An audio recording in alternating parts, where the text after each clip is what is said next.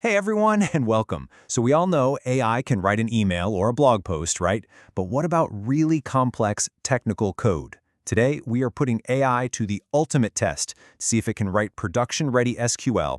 And honestly, the results are pretty mind-blowing. Let's get into it. Now look at this claim. We're not just talking about the simple stuff here.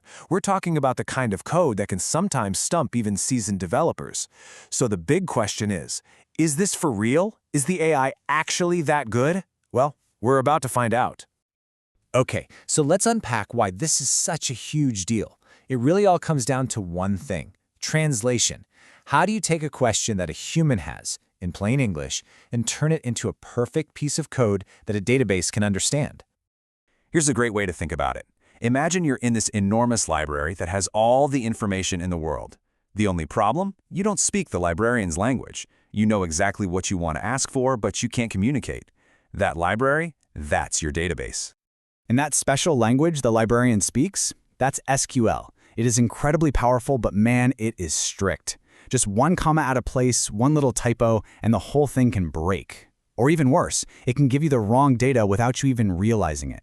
This creates a massive bottleneck for businesses, where the people with the questions can't get the answers themselves. So, this is where the AI comes in. We're going to put it through its paces. We'll start with a beginner-level question and then crank the difficulty way up to a senior-level challenge.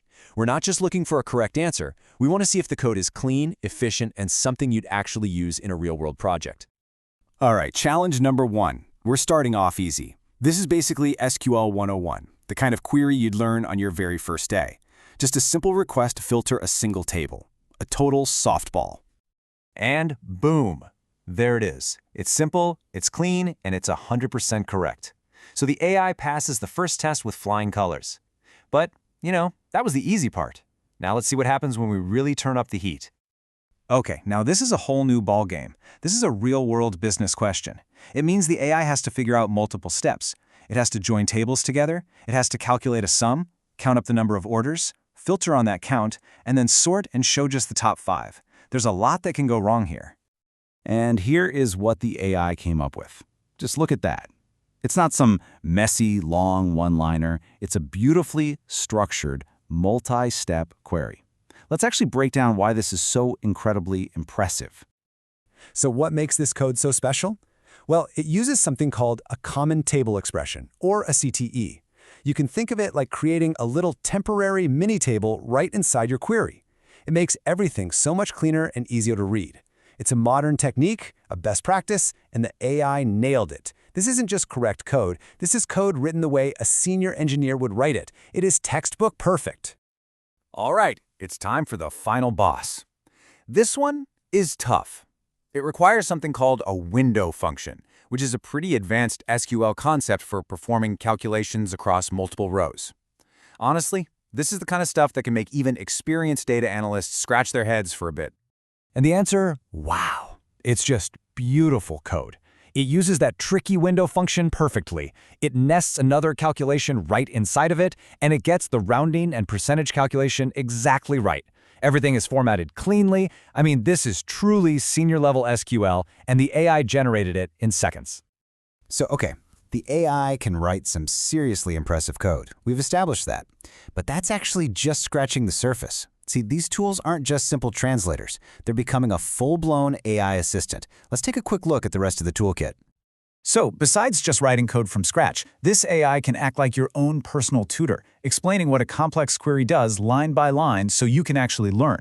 It can also be a performance expert, finding bottlenecks to make your queries run faster. And for everybody, it's a lifesaver that can instantly fix your typos and clean up messy code. It's the whole package. The tech is amazing for sure.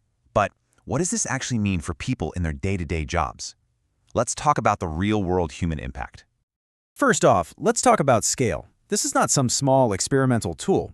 We're talking over 100,000 users in more than 80 countries. This is being used every single day by everyone, from solo data analysts to huge corporations. That's a massive vote of confidence. And that trust pays off.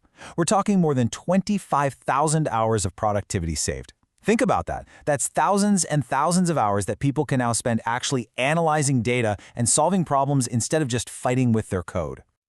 And here's what that feels like for an experienced pro. Mimichi, a data analyst, says it turns tasks that used to take hours of frustrating work into something that takes maybe 10 minutes.